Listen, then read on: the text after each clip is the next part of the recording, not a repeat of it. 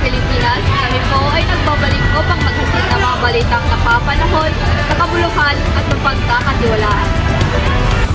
Narito po ang Radyo Balita ngayon, isang programang naglalayong magbigay ng tamang impormasyon sa bawat Pilipino. Narito ang ating balita ngayong araw. At kami naman ang reporter sa National News. Ako si Aliyah.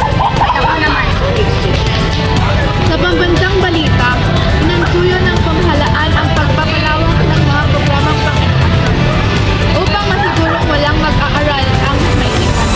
Kabilang dito ang dagdag na tulong para sa mga pampublikong paaralan, lalo na sa mga liblib at mahirap na lugar. Ayon sa Department of Education, patuloy ang pagtatayo ng mga bagong silid-aralan, pamamahagi ng libreng aklat at school supplies, at pagbibigay ng pagsasanay sa mga guro upang mas mapaangat ang kalidad ng pagtuturo sa bansa.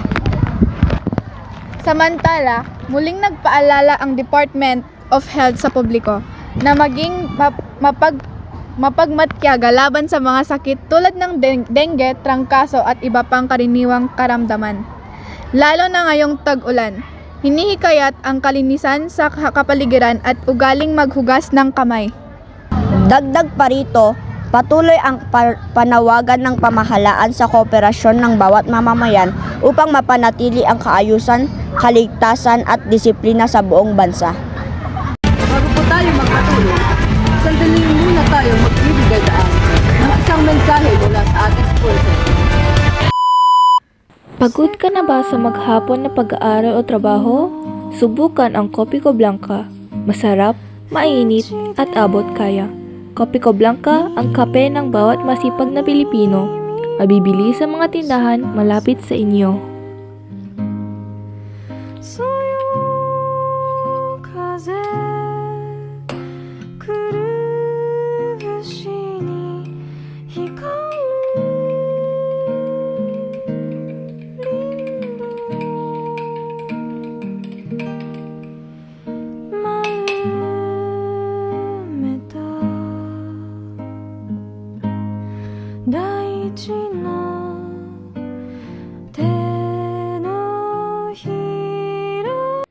At kami po ay nagbabalik sa Radyo Balita ngayon.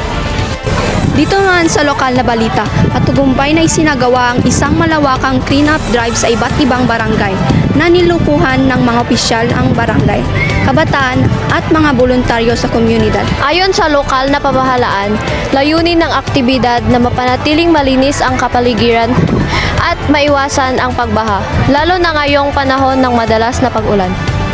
Bukod dito, nagsagawa rin ng libreng medical at dental check-up para sa mga senior citizen, bata at iba pang residente. Malaki ang naging pasasalamat ng mga mamayan sa serbisyong ito nakatulong sa kanilang kalusugan.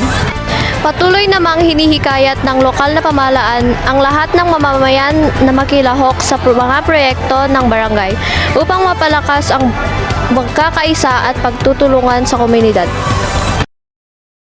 Mula rito sa Kalinga, patuloy ang pagpapatupad ng mga programang pang-agrikultura na nagbibigay ng suporta sa mga lokal na magsasaka.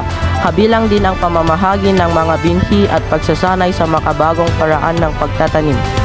Sabay nito ang isinusulong din ng pangangalaga sa kultura at tradisyon ng Kalinga sa pamamagitan ng kultural, presentasyon at community activities sa layong mapanatili ang pagkakakilanlan ng lalawigan. Ayon sa Pag-asa, inaasahang makakaranas ng maulap na kalangitan at panakanakang pag-ulan sa ilang bahagi ng bansa. Pinapayuhan ang publiko na pag-ingat sa paglalakbay at laging magdala ng payong. Sa balitang pampalakasan, matagumpay na nagwagi ang lokal na koponan sa naganap na pagpalighasan na nagbigay karangalan hindi lamang sa grupo kundi sa buong komunidad. Yan po ang pangunahing balita ngayong araw.